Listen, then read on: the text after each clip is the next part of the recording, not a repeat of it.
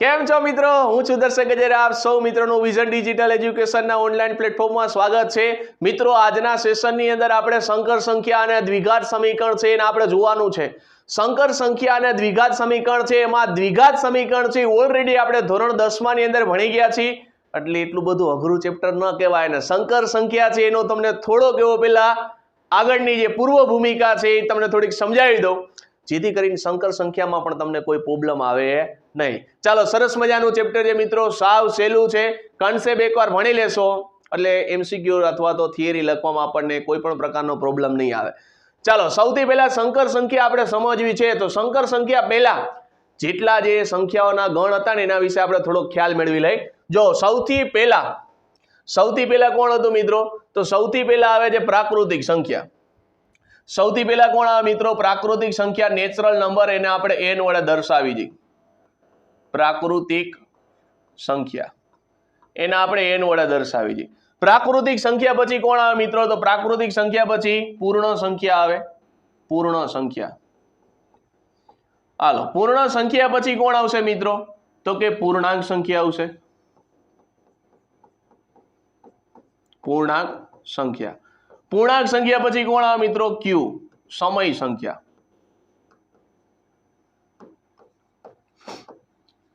સમય સંખ્યા પછી કોણ આવશે મિત્રો? આઈ, અસમય સંખ્યા. રેશનલ ને ઇરેશનલ. અને પછી કોણ આવતું હતું? આર. આર એટલે કોણ મિત્રો? વાસ્તવિક સંખ્યા. ધોરણ 10 માં આપણે છેલ્લું ચેપ્ટર હતું વાસ્તવિક સંખ્યા, પહેલું જ ચેપ્ટર કહેવાય ટૂંકમાં. ધોરણ 10 નું છેલ્લું, પણ ઓમ ધોરણ 10 ના સિલેબસની અંદર પહેલું જ ચેપ્ટર જે વાસ્તવિક સંખ્યા, ત્યાં સુધી આપણે ખ્યાલ મેળવેલો હતો. ત્યાર પછી એક નવી સંખ્યાનો ગણ આવે જેને આપણે કહીએ છીએ કોમ્પ્લેક્સ નંબર, એટલે કે સંકર સંખ્યા. ચાલો, તો સૌથી પહેલા આપણને ત્યાં ધોરણ 9 ની અંદર આવા ગણના રિલેટેડ છે પ્રશ્ન પૂછતા હતા પહેલા ચેપ્ટરમાં કે ભાઈ પ્રાકૃતિક સંખ્યા છે એ પૂર્ણ સંખ્યાનો ઉપગણ છે. જો વળી પાછું ઉપગણ આવ્યું એનો મિનિંગ હવે ગણ ચેપ્ટર તમે ભણી ગયા છો એટલે ક્લિયર થઈ ગયું હશે કે આના બધાય સભ્ય આની અંદર હશે. n ના બધાય સભ્ય ક્યાં હશે? w ની અંદર હશે, તેનો ઉપગણ કહી શકાય. પછી કોણ આવશે? તો કે z આવશે. પછી કોણ આવે? તો q આવે. અને q ના બધાય સભ્ય શેમાં આવશે? r માં. વાસ્તવિક સંખ્યા. અને વાસ્તવિક સંખ્યા પછી કોણ આવશે મિત્રો? આપણું છેલ્લો કોમ્પ્લેક્સ નંબર, એટલે કોણ? સંકર સંખ્યા, જેને હું અલગથી દર્શાવું. ચાલો, કોમ્પ્લેક્સ નંબર આપણો c. આના વિશેની આપણે માહિતી મેળવવાની છે.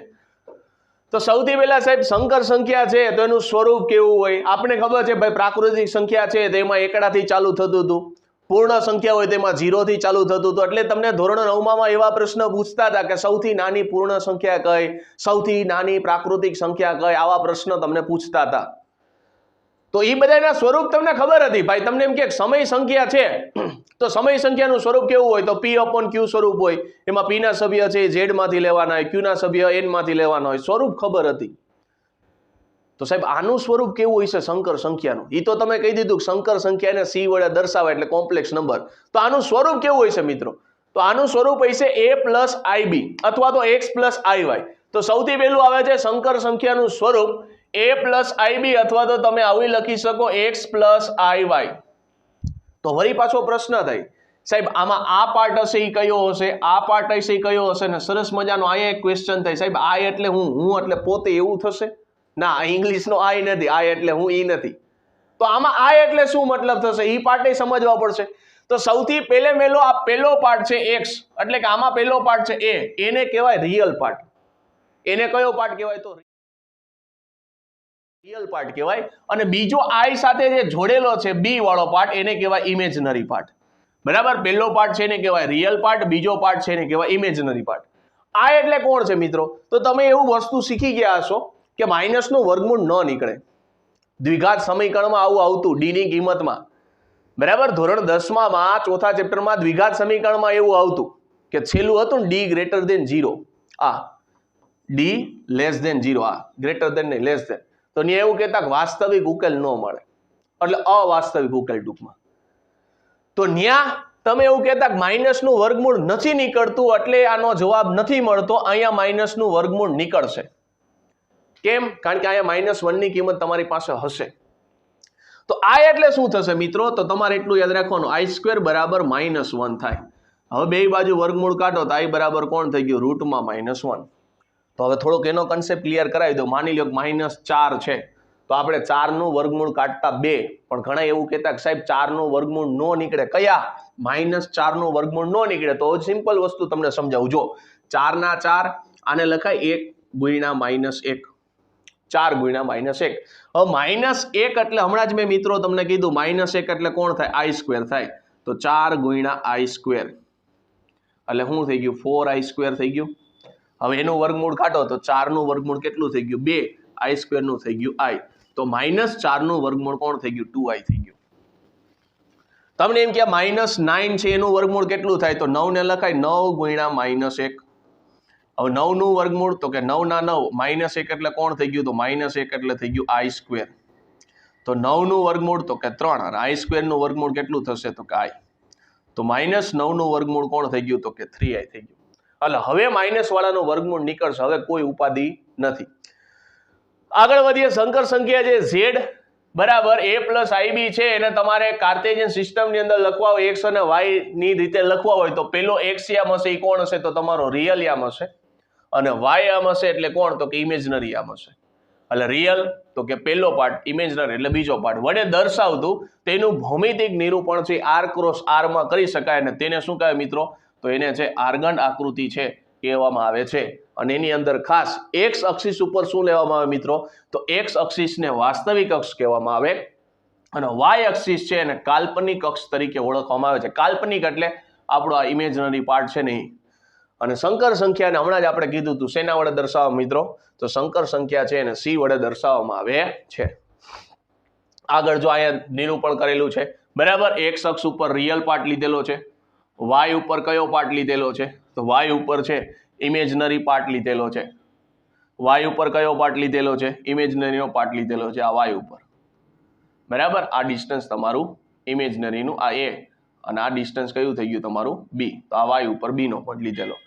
તો એનું તમારે માનાંક જોતું હોય તો માનાંક જોતું હોય તો શું કરવાનું? હમણાં આગળ આવશે જ બરાબર. રિયલ પાર્ટ અને ઇમેજનરી પાર્ટ છે એનો તમારે શું કરવાનું? તો કે એનો વર્ગ કરવાનો એટલે એ માનાંક મળી જશે. અહીંયા લખેલું છે એ માનાંકમાં z લખેલો છે. માનાંક એટલે z એટલે હમણાં થોડાક સમય પછી આવશે કે માનાંકની અંદર શું કરવાનું? રિયલ પાર્ટનો વર્ગ અને ઇમેજનરી પાર્ટનો વર્ગ અને એનું શું? તો કે મિત્રો વર્ગમૂળ. ચાલો અહીંયા તમને કીધું છે રૂટમાં -1 એટલે કોણ થાય? i. અને હમણાં જ મેં તમને કીધું હતું i² એટલે કોણ થાય મિત્રો? તો કે -1 થાય. તો i² એટલે -1 થઈ ગયા. હવે i³ ની કિંમત જોતી હોય તો સિમ્પલ વસ્તુ છે મિત્રો. i³ એટલે કોણ થાય? તો કે i² × i થઈ ગયું કે નહીં? હવે i² ની કિંમત કેટલી છે મિત્રો? -1. i ને i ગુણ્યા -1 એટલે કોણ થઈ ગયું? -1. તો i³ ની કિંમત કેટલી થશે મિત્રો? i³ ની કિંમત થશે -i. આ રહ્યું. i ની 4 ઘાતની કિંમત કેટલી થાય મિત્રો? તો જો i ની 4 ઘાત છે એની કિંમત આમ લખાય i² ગુણ્યા i². હવે i² એટલે -1, પાછું i² એટલે -1. તો માઇનસ માઇનસ પ્લસ થઈ ગયું ને 1 × 1 તો i ની 4 ઘાતની કિંમત કેટલી થઈ ગઈ મિત્રો? 1. તો આ ધ્યાન રાખજો, i ની 4 ઘાતની કિંમત કેટલી થાય? 1. હવે તમને ગમે એવી ઘાતવાળો પ્રશ્ન પૂછે ને તો તમે ડાયરેક્ટ સોલ્વ કરી શકો. ફોર એક્ઝામ્પલ તમને એમ કે i ની 25 ઘાત છે તો તમારે શું કરવાનું? 4 ના ગુણાંકમાં ઘાત છે એ નોખી પાડવાની. 25 ને 4 વડે ભાગો તો કેટલા થાય? તો જો 25 ને 4 વડે ભાગશો એટલે 6 ચોક 24 થઈ ગયા. 6 ચોક 24 કેટલા બચ્યા? 1 એટલે 25. 6 ચોક 24 અને કેટલા બચ્યા? 1 એટલે 25. આમ નો ખબર પડે તો આવી રીતના તમે કરી શકો. 25 ભાગ્યા 4, 4 6 24 કેટલા બચ્યા? 1. આ જે બચે ને એને અલગ લખવાનું. અને અહીંયા હંમેશા કોણ બચશે? આને શેષ કહેવાય. ન્યા કોણ બચશે? કાં તો 0 બચશે, કાં તો 1 બચશે, કાં તો 2 બચશે ને કાં તો 3 બચશે. હવે 0 બચે એનો મિનિંગ એવો 4 થઈ ગયા. 1 બચે તો 1 માટે તો મેં તમને કીધું હતું 1 માટે શું થાય મિત્રો? 1 માટે તો રૂટમાં -i થાય. 3 માટે હમણાં જ કીધું -i અને 4 માટે તો કેટલા થાય? 1. અને i² એટલે તો એ તો મને ખબર પડી ગઈ -1 થાય. એટલે આ બધી કિંમત આપણે ગોતી લીધી.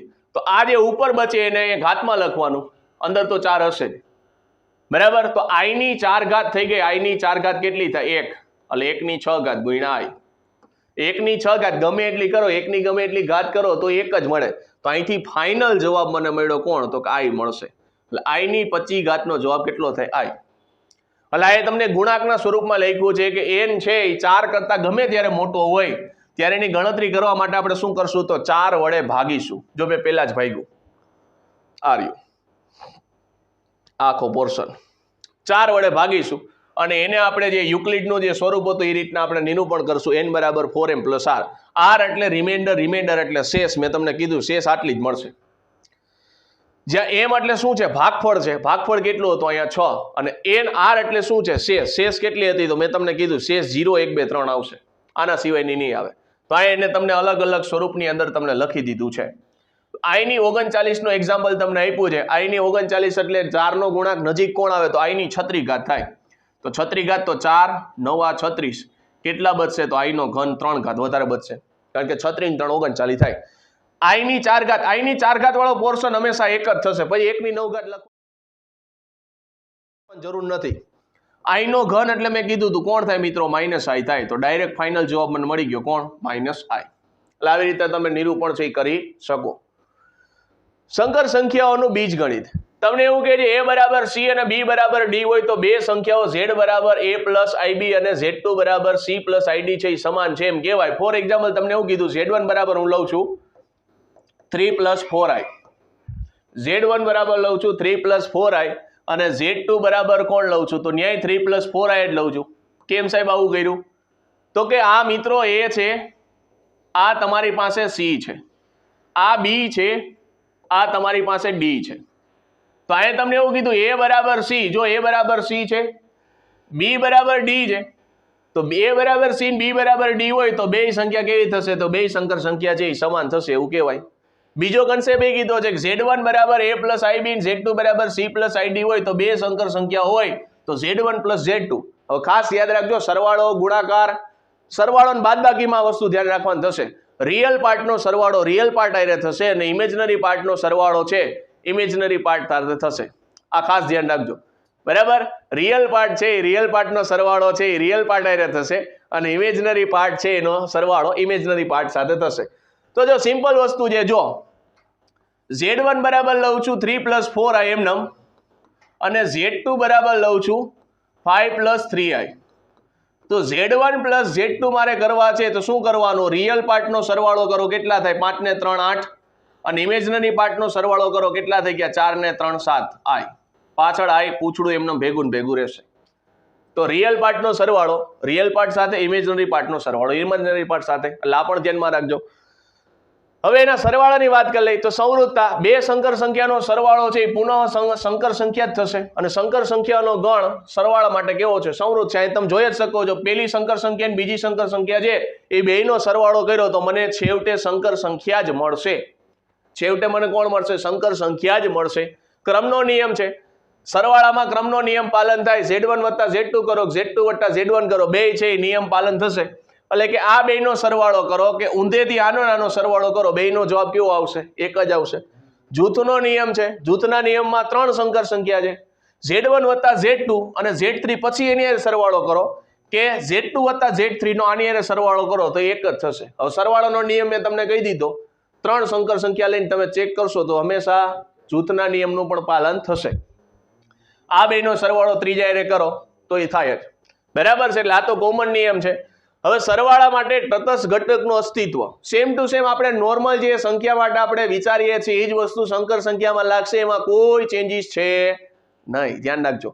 તો સરવાળા માટે તટસ્થ ઘટક આપને જનરલી કોઈ પૂછે કે સરવાળા માટે તટસ્થ ઘટક કોણ છે 0 તો અહીંયા જ વસ્તુ થશે કે સરવાળા માટે તટસ્થ ઘટકનું અસ્તિત્વ તો એક સંકર સંખ્યા છે 0 + 0i જેને સંકેતમાં આપણે 0 કહીએ છીએ એવી જ રીતના મળે છે કે જેથી z + 0 કે 0 + z બરાબર કોણ મળે z. આથી 0 અને સરવાળા માટે તટસ્થ ઘટક કહેવાય. ફોર એક્ઝામ્પલ મારી પાસે z1 બરાબર છે 3 + 4i અને z2 બરાબર છે 0 + 0i. તો સરવાળો કરું છું ભાઈ z1 + z2 તો મને પરિણામે કોણ મળે છે તો કે z1 + z2 કરીશ તો ભાઈ રિયલ પાર્ટનો રિયલ પાર્ટ આરે સરવાળો અને ઇમેજનરી પાર્ટ છે એનો ઇમેજનરી પાર્ટ સાથે સરવાળો કરશો તો પરિણામે તમને કોણ મળશે તો જે મૂળ સંકર સંખ્યા હતી z1 એ તમને મળશે. વિરોધી ઘટકમાં કોણ હશે તો કાંઈ નથી સિમ્પલ ઓલું પ્લસ હોય તો ઓલું કેવું હોય માઇનસ. તો જો કોઈ પણ સંકર સંખ્યા માટે z + xi છે iy એ સંગત સંખ્યા માટે સંકર સંખ્યા કઈ થશે તો -y ગુણો તો પાછળનાની બધાની નિશાની બદલી જાય તો -x -iy થઈ ગયું. તો એના માટે તો કે બેયનો તમે સરવાળો કરશો તો હંમેશા કેવો મળે? જીરો મળે. તો આપણે કહી શકીએ -z ને શું કહેવાય? તો કે સરવાળા માટેનો વિરોધી ઘટક કહેવાય. ગુણાકારની વાત કરીએ. ગુણાકારમાં ખાસ જો એને તો a + ib અને c + id બે સંકર સંખ્યા લીધી તો એનો ગુણાકાર આ રીતે થાય. એ આપણે સ્ટેપ નથી યાદ રાખવું, ડાયરેક્ટ તમને ગુણાકાર કરીને દેખાડો એટલે વાત થઈ જાય પૂરી. હાલો, z1 બરાબર કોણ છે? જૂની સંકર સંખ્યાને યાદ કરો, 3 + 4i છે. અને z2 બરાબર આપણે લઈએ 5 + 3i. હવે એનો ગુણાકાર કરવો છે તો નોર્મલ આપણે ગુણાકાર કરીએ એ રીતે જ ગુણાકાર કરવાનો છે, એમાં કોઈ ચેન્જીસ નથી. બરાબર. જો 3 પંચા કેટલા થઈ ગયા? 15.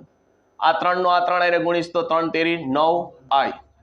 આ 4 નો ગુણાકાર કરશો 4 પંચા 20i. અને આનો ગુણાકાર 4 નો પાછો 3 આરે કરશો તો 4 તેરી 12. પણ અહીં ધ્યાન રાખજો i છે અને અહીંયા i છે તો i ગુણ્યા i એટલે i નો સ્ક્વેર. નોર્મલ જેમ આપણે x + y અને x + a અને x + b નો નોર્મલ આપણે જે ગુણાકાર કરીએ છીએ બરાબર, આ રીતે જ મેં ગુણાકાર કર્યો છે. પેલા હારે પેલું ને પેલા હારે બીજું બરાબર, એ રીતના જ ગુણાકાર કર્યો છે.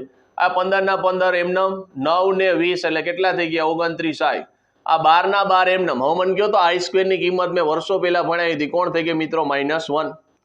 તો કેટલા થશે? 12 × 12 પણ કેવા? માઇનસમાં. તો 15 + 29i અહીંયા કેટલા થઈ ગયા? -12. 15 માંથી 12 જાય તો કેટલા બચ્યા? 3 + 29i. તો ગુણાકારમાં શું કરવાનું? ગુણાકાર આપણે નોર્મલ કરીએ એમ જ કરવાનો. પેલા હારે પેલું, પેલા હારે બીજું, બીજા હારે પેલું અને બીજા હારે બીજું. પણ ધ્યાન રાખવાનું છેલ્લે i² આવશે એની કિંમત કેટલી થાય? -1 થાય. તો ગુણાકારનું થશે. હવે ગુણાકાર માટે આપણે નિયમની વાત કરીએ તો પેલો ક્રમનો નિયમ છે. હવે આનો ગુણાકાર છે આની સાથે કરો કે આનો ગુણાકાર આની સાથે કરો, બેયનો જવાબ એક થશે. જૂથના નિયમનું પણ પાલન થાય. અસ્તિત્વ ઘટકની વાત કરીએ તો અસ્તિત્વ ઘટકમાં કોણ થશે? તો કે ભાઈ ગુણાકાર માટે વાત કરીએ તો નોર્મલ સંખ્યામાં ગુણાકાર માટે તટસ્થ ઘટક કોણ હોય મિત્રો? તો કે 1 હોય. તો અહીંયા પણ એ જ વસ્તુ થશે. નોર્મલ સંખ્યાની જગ્યાએ સંકર સંખ્યા છે તો ત્યાં પણ તટસ્થ ઘટક કેટલો થશે મિત્રો? 1. બરાબર. હવે 1 ને આપણે સંકર સંખ્યામાં લખવું હોય તો આવી રીતના લખાય 1 + i 0, કારણ કે ઇમેજનરી પાર્ટ કેટલો છે? 0 છે. તો 1 નો ગમે એની સાથે ગુણાકાર કરો તો 1 નું 1 જ આવે. બરાબર છે. તો ગુણાકાર માટે તટસ્થ ઘટક કયો છે? 1. હવે વ્યસ્તનું ઘટક.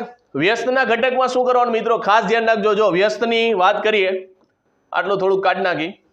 ચાલો વ્યસ્તની વાત કરી લઈ. એને શું કીધું? તો કોઈ પણ શૂન્યેતર સંખ્યા. શૂન્યેતર સંખ્યા એટલે એનો મતલબ એવો થાય 0 ન હોય એવો પાર્ટ. બરાબર. શૂન્યેતર સંખ્યા માટે કોણ થશે? તો કે z = x + iy. સંખ્યા 0 ન હોવી જોઈએ. એને સંગત સંખ્યા કોણ થશે? તો કે 1/z. આ શું થઈ ગયું? એનો ઇન્વર્સ થઈ ગયો એટલે વ્યસ્ત થઈ ગયું. એવો મળે કે z × 1/−1 એટલે કે 1/z. એ બેનો ગુણાકાર કરો તો હંમેશા કોણ મળે મિત્રો? 1 મળે. તો 1/z છે એને શું કહેવાય? તો એનો ગુણાકાર કહેવાય. આમાં કાંઈ ટપી ન પડી. જો સમજાવું. આવું આપણે ધોરણ 9માં છે ને પહેલા ચેપ્ટરમાં કરીએ છીએ. અંશનો નહીં પણ ત્યાં એવો શબ્દ આવતો છેદનો સમયકારક અવયવ, એટલે સમયકરણ ટૂંકમાં કહેતા.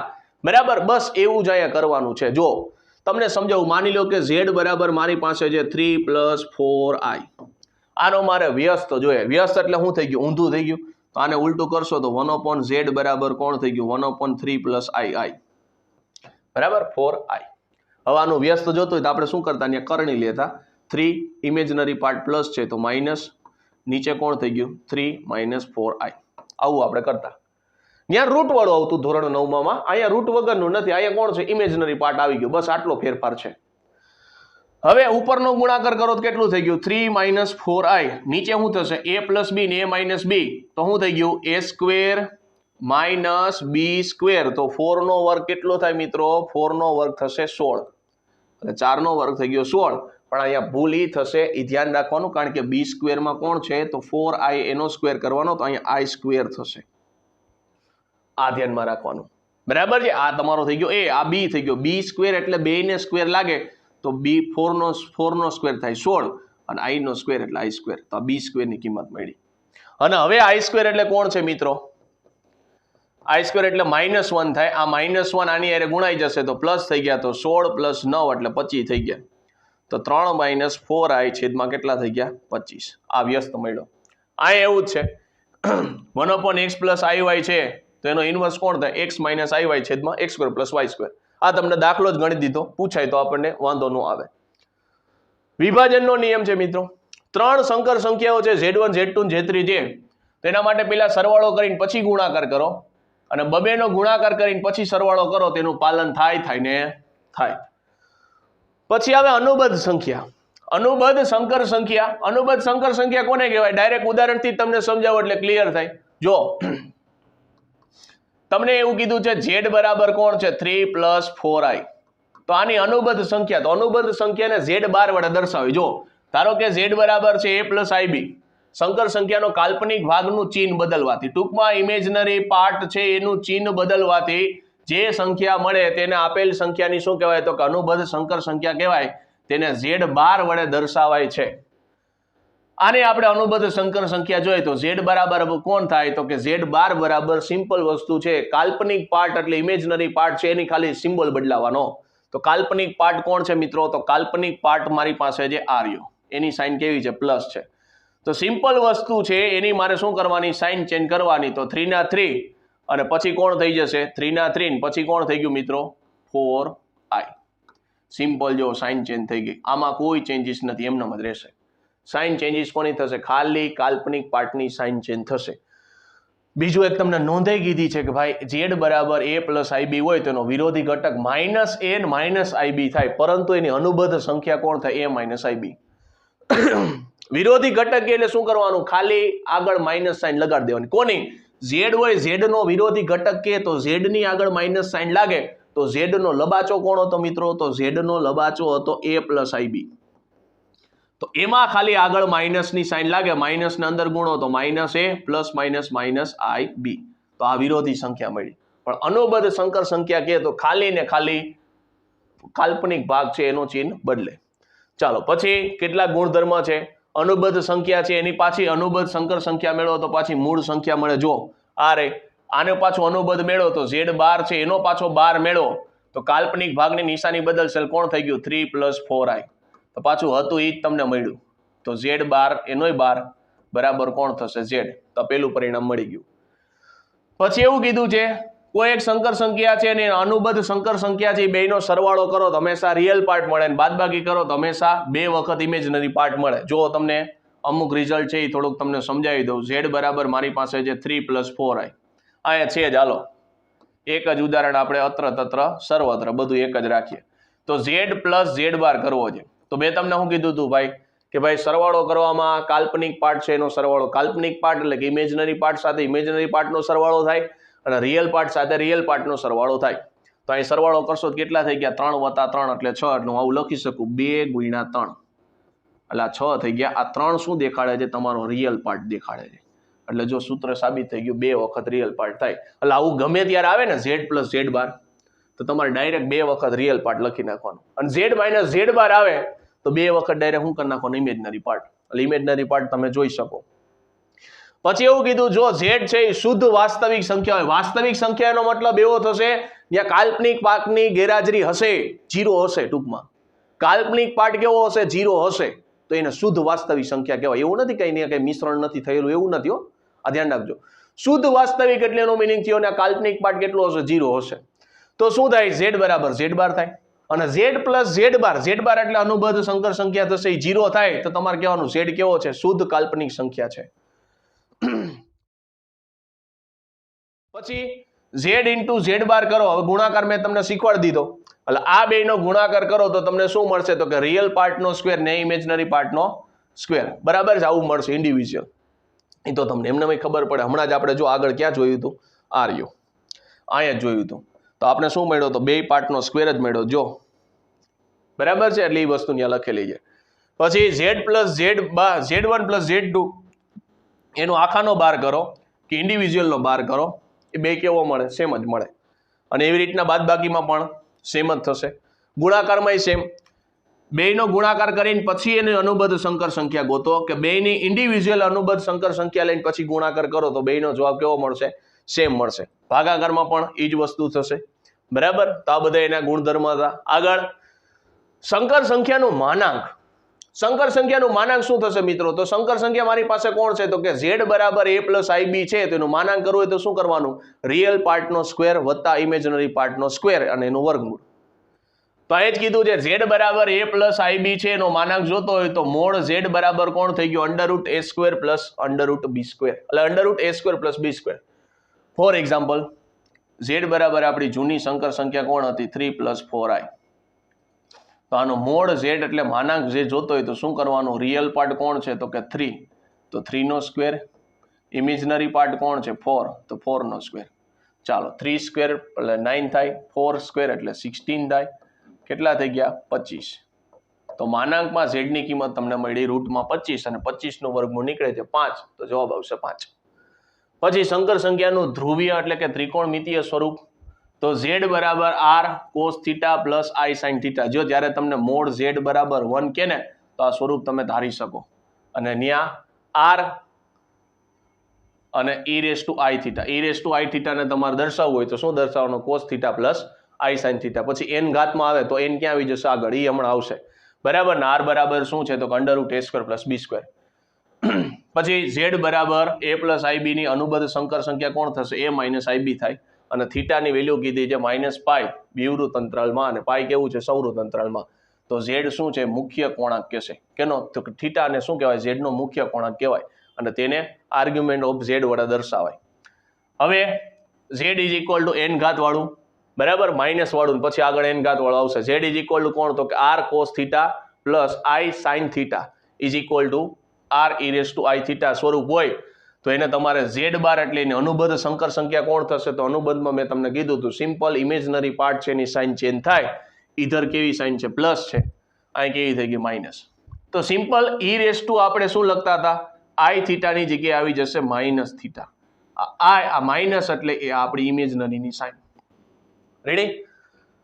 હવે થોડીક પ્રોપર્ટી બરાબર, આ પ્રોપર્ટી આપણે હમણાં જોઈ ગયા. મોડ z કે માનાંક કરી argument of z, mode z છે એટલે આ માનાંક ખાલી સંકર સંખ્યા, અને અનુબદ્ધ સંકર સંખ્યાનું માનાંક છે હંમેશા કેવું થાય સેમ. એટલે ટૂંકમાં જો z બરાબર આપણી જૂની સંકર સંખ્યા હતી 3 + 4i, તો એનું માનાંક મને મળ્યું હતું કેટલું 5. તો z બાર એટલે કોણ થાય 3 - 4i, તો એનું માનાંક જોતું હોય તો કેટલું થાય √3² એટલે 9, માઇનસનો સ્ક્વેર હંમેશા અહીંયા b ની વેલ્યુ થઈ ગઈ -4, તો માઇનસનો સ્ક્વેર હંમેશા કેવો થાય પ્લસ થાય, તો -4 સ્ક્વેર થાય 16, 16 ને 9 25, અને 25 નું વર્ગમૂળ થાય 5, તો માનાંક z બાર કેવો થશે 1 થશે બરાબર. z અને માનાંકમાં z બાર એ બેની કિંમત હંમેશા કેવી મળશે, તો બેની કિંમત છે હંમેશા તમને સમાન મળશે. z પ્લસ z બાર આ રિઝલ્ટ હમણાં આપણે જોઈ ગયા. Argument of z bar is equal two minus argument of z, z into z બાર બરાબર કોણ થઈ ગયું મોડ z નો સ્ક્વેર. હમણાં જ આપણે જોયું હતું 9 + 16 અંદર આવ્યું હતું બરાબર. આ આપણે જોઈ ગયા છીએ બરાબર. અહીંયા ગુણાકારની વાત આ ભાગાકાર વાળું જોઈ ગયા છીએ. બેનો અનુબદ્ધ અહીંયા z1/z2 જે ભાગાકારનું છે એનું સાદરૂપ આપ્યા પછી માનાંક નીકાળો કે ઇન્ડિવિજ્યુઅલ તમે માનાંક નીકાળો, બે સેમ જ થાય. કિંમત ધારીને તમે દાખલો ગણી શકો. માની લો કે z બરાબર આ z1 છે 3 + 4i અને z2 છે 4 + 5i, આવી રીતના છે. તો આનું પહેલા તમારે સાદરૂપ આપવાનું અને પછી તમે માનાંક લ્યો બરાબર. આખી સાબિતી કરી તો થોડીક લાંબી થશે, એટલે કિંમત તમે મૂકીને z1 અને z2 છે એનો ભાગાકાર કરીને અને પછી એનો માનાંક નીકાળો કે ઇન્ડિવિજ્યુઅલ તમે માનાંક નીકાળો બેયનું, અને પછી છેદનું પ્રોસેસ કરશો તો બેયનો જવાબ એક સરખો જ આવશે. Argument of z1 into z2, લોગના જે પ્રોપર્ટી છે, લોગની પ્રોપર્ટી છે એવી જ આની પ્રોપર્ટી થશે બરાબર. તો આ શું થઈ ગયું તો કે વચ્ચે ગુણાકાર છે તો શું થઈ ગયું સરવાળો, ભાગાકાર હોય તો સિમ્પલ શું થાય તો કે બાદબાકી થાય. z/z બાર એટલે અનુબદ્ધ સંકર સંખ્યા હોય તો એનો મિનિંગ શું થશે તો કે 2 વખત આર્ગ્યુમેન્ટ ઓફ z, અને રેસ ટુ n હોય તો સિમ્પલ લોગની અંદર શું થાય ઘાત છે એ આગળ આવે, તો આની અંદર એ શું થશે ઘાત છે એ ક્યાં આવશે આગળ આવશે બરાબર. અહીંયા શું થઈ ગયું z બાર એટલે એક પ્રકારનું માઇનસ જ થઈ ગયું. માઇનસ છે ઉપર જાય તો પ્લસ થાય, તો એક ને કેટલા થઈ ગયા 2, અને ઘાત આગળ આવે તો 2 ક્યાં આવી ગયા આગળ. પછી આ છે z1 + z2 બે સંકર સંખ્યાનો સરવાળો કરીને પછી તમે માનાંક લ્યો. આ ઉદાહરણથી તમે સાબિત કરી શકો, અને બેયનો ઇન્ડિવિજ્યુઅલ તમે માનાંક લઈ અને પછી સરવાળો કરો તો હંમેશા કેવું આવશે એના કરતાં મોટો જ આવશે, અને બાદબાકીમાં કેવું હોય હંમેશા એના કરતાં ઊંધો આવે. પણ ગુણાકારમાં કેવું હોય, ગુણાકારમાં હંમેશા કેવું આવશે બે સરખું આવશે. એટલે ઉદાહરણ લઈને તમે ચેક કરશો તો પ્રોપર્ટી ચેક થશે, બાકી ડાયરેક્ટ યાદ રાખી લ્યો તો કોઈ પ્રોબ્લેમ નથી. હવે n ઘાતવાળી હમણાં આપણે ચર્ચા કરતા હતા કે R Z is equal to R E raise to I theta હોય તો બે બાજુ nth પાવર લગાડો તો શું થશે તો કે ઝેડ રેસ ટુ n, અહીંયા શું થઈ ગયું તો આર રેસ ટુ n, અને અહીંયા થીટાની આગળ કોણ લાગી ગયું n. તો આનો મિનિંગ શું થઈ ગયું? દ મૂર પ્રમેય. આનો મિનિંગ શું થશે મિત્રો? આને લખવું હોય તો આવી રીતના લખાય ઝેડ રેસ ટુ n પછી આર રેસ ટુ n, અહીંયા તો કે કોસ n થીટા, ઘાત ક્યાં આવી જશે? અહીંયા આગળ આવી જશે, પ્લસ આઈ પછી સાઇન n થીટા. આનો મિનિંગ તમે આ રીતે લખી શકો, બરાબર. ક્યારે ધારવાન થશે તો આ રીતે આપણે ધારશી. પછી એકના ઘનમૂળની ચર્ચા કરીએ તો ભાઈ x નો ઘન બરાબર 1 છે તો આ 1 ને આ બાજુ લઈ આવો તો -1 થાય, તો x નો ઘન બરાબર x નો ઘન -1 બરાબર 0. અવયવ પાડશો તો કોણ થઈ ગયું તો કે x - 1 ને બીજા કૌંસમાં x² પછી પ્લસ x પ્લસ 1 બરાબર 0. તો અહીંથી તો તમને કિંમત મળી ગઈ કે ભાઈ x - 1 બરાબર 0, તો એક કિંમત મને મળી 1. અને બીજી વસ્તુ અહીંથી તમે x² પ્લસ x પ્લસ 1 બરાબર 0 છે, આને તમે dx is equal two -b plus or minus √d/2a આ સમીકરણની મદદથી તમે ઉકેલશો તો એક ઉકેલ તમને આ મળશે અને એક ઉકેલ તમને આ મળશે, બરાબર છે.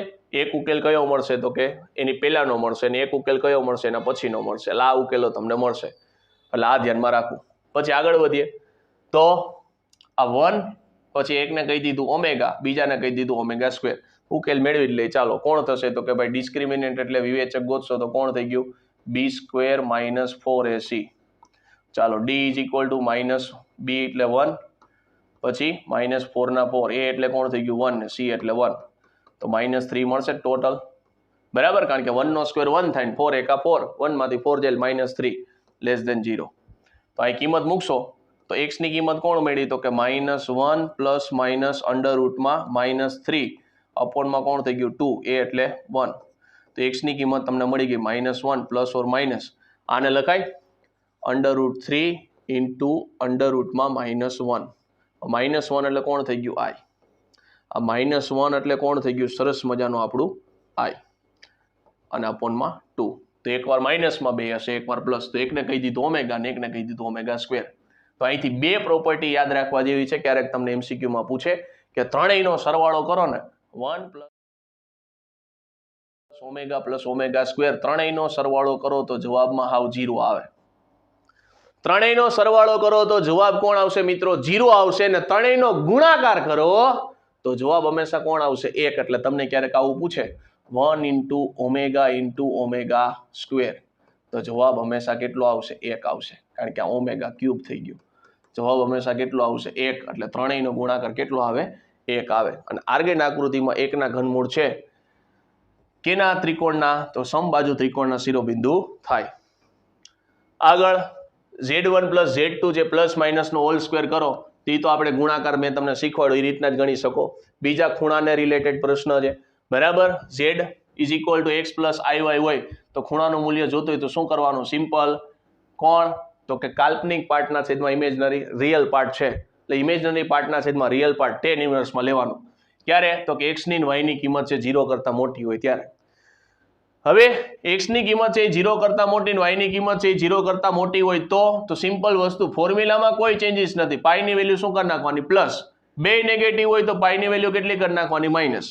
હવે બે કન્ડિશન છે ને આ બે કન્ડિશન છે એને ધ્યાનમાં રાખજો, કારણ કે અહીંથી ખૂણાનું મૂલ્ય ગોતવામાં બહુ કામ આવશે. ઓલા તો તમે ડાયરેક્ટ ફોર્મ્યુલાથી ગતિ શકશો, બરાબર, કે π/6 કે π/3 π/2 જે કઈ ખૂણાનું મૂલ્ય આવે, પણ આ ધ્યાનમાં રાખજો જ્યારે x નું મૂલ્ય 0 હોય, x નું મૂલ્ય 0 હોય અને y નું મૂલ્ય 0 કરતા મોટું હોય તો ખાલી ઓનલી ફોર ઓનલી જવાબમાં કેટલું આવશે તો કે ઓનલી ફોર ઓનલી છે જવાબમાં π/2 આવશે.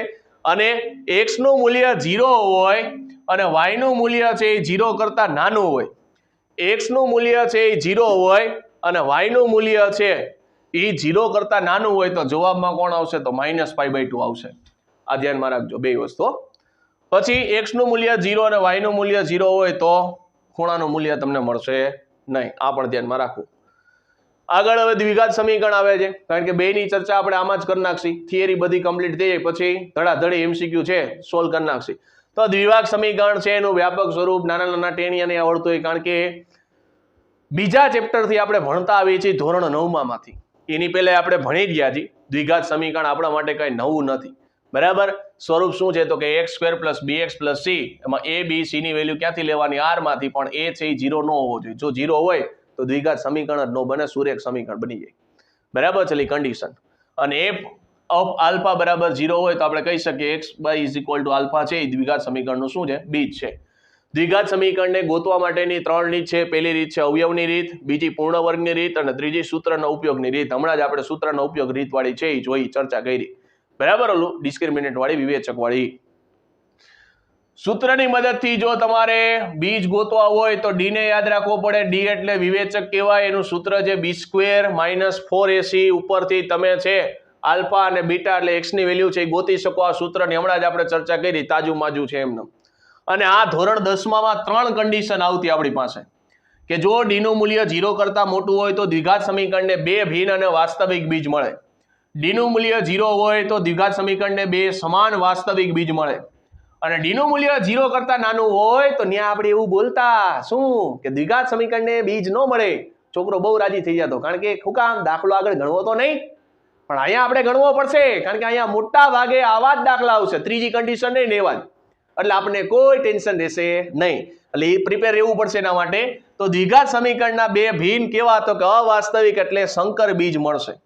અને એકબીજાના કેવાય છે તો અનુબદ્ધ સંકર સંખ્યાઓ છે. અહીં i² બરાબર આપણે આનો ઉપયોગ કરવો પડશે.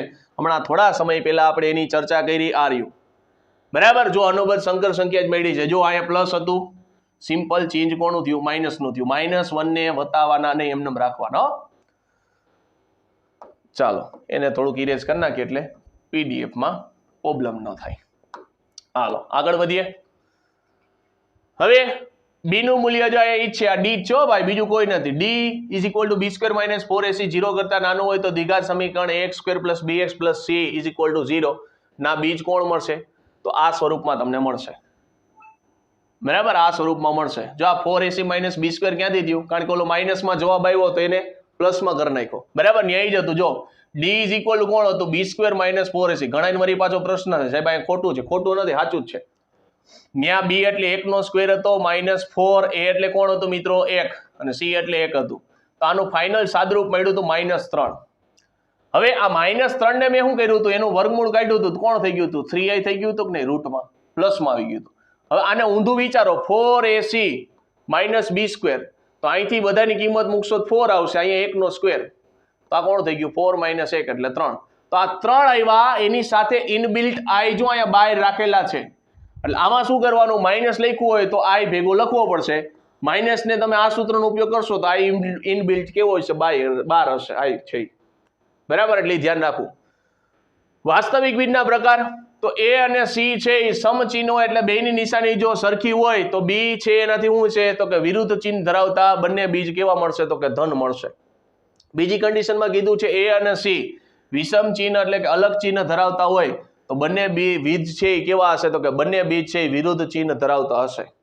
અને આ બે કન્ડિશન તો ઓલરેડી આપણે એની અંદર અભ્યાસ કરેલો છે ધોરણ 10 ની અંદર કે b = 0 હોય. આના દાખલા આપણે પૂછતા, પેલા બે નહીં આવતા, પણ આના દાખલામાં છોકરું મૂંઝાઈ જતું. b = 0 હોય તો બંને બીજ કેવા હશે? એકબીજાની વિરોધી સંખ્યા મળશે.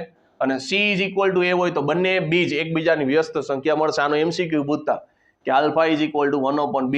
પછી આપણે શું કરતા? તો કે આલ્ફા × બીટા = 1. તો આ c/a = 1. તો a = c થાય. આ કન્ડિશન આપણે ત્યાં આનો ઉપયોગ છે એ કરતા. આગળ તો મિત્રો અહીંયા થેન્ક યુ ની સ્લાઇડ આવી ગઈ. તો સંકર સંખ્યા અને દ્વિઘાત સમીકરણના જેટલા કન્સેપ્ટ હતા એના ક્લિયર કરી નાખ્યા. આ વિડીયો એકવાર જોઈ લેજો, કારણ કે આના પછીના નેક્સ્ટ સેશનની અંદર આપણે MCQ ની છે ધડાબડી બોલાવવાની છે. રેડી?